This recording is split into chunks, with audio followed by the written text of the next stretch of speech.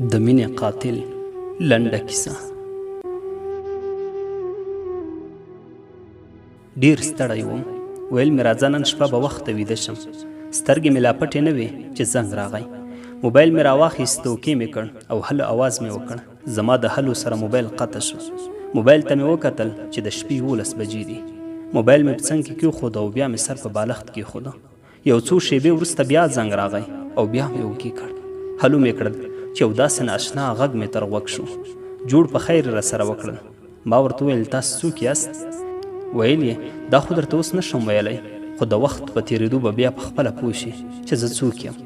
ما ورته وویل چې داسې خبره ده نو زه نه غواړم پوه شم چې ته څوک یې، خو اصلي موخه مو ووایې، ما ته څه وایې او څه رانه غواړې. ویل یې زه له تا نور هېڅ هم نه غواړم، خو یوازې زړه دې راکړه او بس. ومې خندل، نه راته نوم اخلې، نه دې پېژنم او زړه رانه غواړې. دا خو ډېره عجیبه ده، خو زه نشم کولی چې تا ته زړه درکړم او نه غواړم چې چا ته زړه ورکړم، ځکه چې زه په یو نامعلوم لور روان یم او زما د ژوند موخې لا تر اوسه معلومې نه دي. پوره نیم ساعت مو خبرې سره وکړې. په دې وخت کې نه ما قناعت ورکړی شو او نه هم هغې قناعت راکړو. دا شپه تېره شوه. بیا یې بله شپه بیا زنګ ووهلو. بیا مې ترې پوښتنه وکړه نوم دې څه دی او د چا لور یې؟ ځواب یې راکړ نوم مې وړانګه ده او د پلار نوم مې اوس پرېږده. دا شپه هم تېره شوه او بله شپه یې بیا همداسې دوام وکړ. بیا مې ورته وویل زه له تا سره نه مینه کولی شم او نه هم در سره واده کولی شم، نو بیا ضروري نه ده چې زه او ته سره خبرې وکړو، ځکه چې زه له یو بل چا سره مینه کوم او واده به هم له هغې سره کوم. نو ته نور ما ته زنګ مه وهه. دا چې وړاندې زه له تېرو 2 کلونو راهیسې څارلی او زما په اړه یې پوره معلومات درلودل، نو زما خبرې یې نه منلې او له ډېرو خبرو وروسته یې راته وویل د یو ملګري یا دوست په صفت مې کله ناکله موبایل ته جواب راکوه، بس همدومره. ما ورته وویل سمه ده ګورو به. دا چې په رښتیا هم ما له یو بل چا سره مینه درلوده، خو چاته مې ویلي هم نه وو او تر دې چې هغه خپله هم راباندې خبره نه وه. نو پوره 4 کاله مې له وړانګې سره وخت ناوخت په موبایل خبرې وکړې. د یو او بل په عادتونو ښه پوره پوه شو او پوهېدم چې مینه را سره لري، خو بیا تر آخرې شېبې پورې راته ونه ویل چې مینه در سره لرم، په دې خاطر چې زه ورته ونه وایم چې نور ماته زنګ ونه وهي. وخت ناوخت به مو سره جنګ هم وکړ، خو بیا به یې راته خپله زنګ وهلو او په خندا به یې ویل زه څومره بېننګه یم، بیا مې درته زنګ ووهلو. ما ویل خیر، زما غوسه هم اوس سړه شوې، ستا هغه ښه عادت همدا دی چې راڅخه خفه کېږي نه.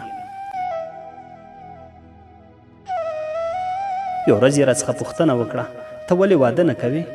ما ویل زه پیسې نه لرم. ویل یې زه په کور کې سره زر لرم، هغه در کوم، ته دې ځان ته کوژده واده وکړه. ما ویل نه داسې نه کېږي او نه هم یوازې ښځه کول دي، تر څو چې زه خپله یو کور او منظم ژوند جوړ نه کړم تر هغه وخته واده نه کوم. خبرې مو تر ډېره اوږدې شوې، خو زما په زړه کې د یو بل چا انتظار انګازې کولې. دا چې دا انتظار به له تر کومه وخت او ځای وي نامعلوم دی. په دغه شپه آخر کې هم همغه 4 کاله وړاندې خبره په خوله راوستله او ویې ویل ګرانه یوه خبره وکړم، په غوسه کېږي خو به نه؟ ما ورته وویل نه په غوسه کېږم. ویلې ته د مور موږ کره ولې نه رالیږې؟ ما ورته وویل ته ولې په خبره نه پوهېږې؟ ما درته مخکې څه وویل؟ بیا په خپلو خبرو ټینګار وکړ ګوره ګرانه، زه مې مور ته ټول حال وایم، 1 روپۍ به هم تانه نه اخلي او واده هم زه په خپله کوم. که ته د پیسو خبره کوې، دا خبرې درته ځکه کوم چې دا څوم ځل دی چې موږ کره ما لپاره جرګه راځي او زه یې نه منم. آخر زما هم کورنۍ ده، دوی ته زه څه ځواب ورکړم؟ ما ورته وویل خوښه دې خپله، هر څه چې کوې کار دې خپل دی، خو زه اوس کوژده نه کوم. په آخر کې ترې زه په قهر شوم، موبایل مې پرې بند کړ او شمیره مې ورته د موبایل څخه پاکه کړه. دا ځل نو پوره 20 ورځې یې راته زنګ ونه وهلو. د 20 ورځو وروسته زه پوه شوم لکه یو څه مې چې ورک کړي وي. موبایل مې راواخیست، لټ په لټ مې کړ، خو بیا مې پکې د هغې نوم او شمیره پیدا نه کړه. پوره 1 میاشت وروسته د ماسپښین 2 بجې وې چې د یو نااشنا نمبر څخه زنګ راغی. موبایل مې اوکې کړ.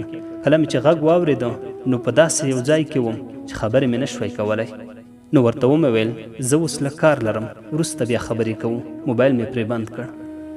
له دغه ځایه چې ووتلم څو ځله مې هڅه وکړه چې وړانګې ته زنګ وهم، خو هغې موبایل بند کړی و. خو زما په زړه کې د اندېښنې دا سکروټې بلې پرېښودې چې وړانګې ماما ته د څه لپاره زنګ کړی وي. پوره یوه اونۍ وروسته مې کور ته زنګ ووهلو او غوښتل مې چې د مور سره خبرې وکړم. خور مې راته وویل مور مې نشته، هغه مړي ته تللې ده. د مړي اواز په اورېدو سره مې زړه پره پیدا شو. بېرته مې خور ته وویل د چا مړي ته او څوک مړه دي. د خور په شونډو مې هم د ویرې او غم درد پروت و.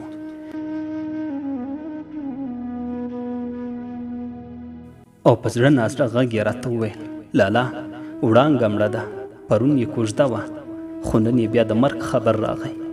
د خور د دې خبرې په اورېدو مې چیغه کړه زه هم د چا قاتل شو، دا هر څه زما د لاسه وشول.